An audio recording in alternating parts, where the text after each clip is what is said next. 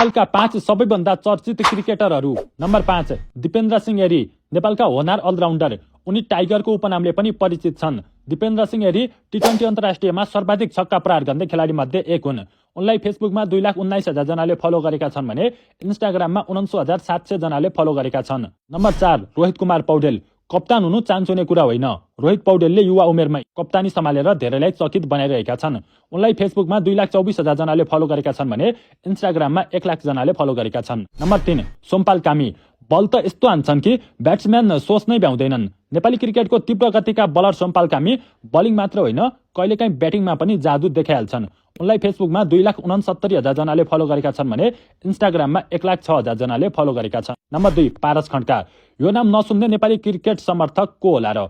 पारस खड्का नेपाली क्रिकेटको प्राय नै बनिसकेका छन्।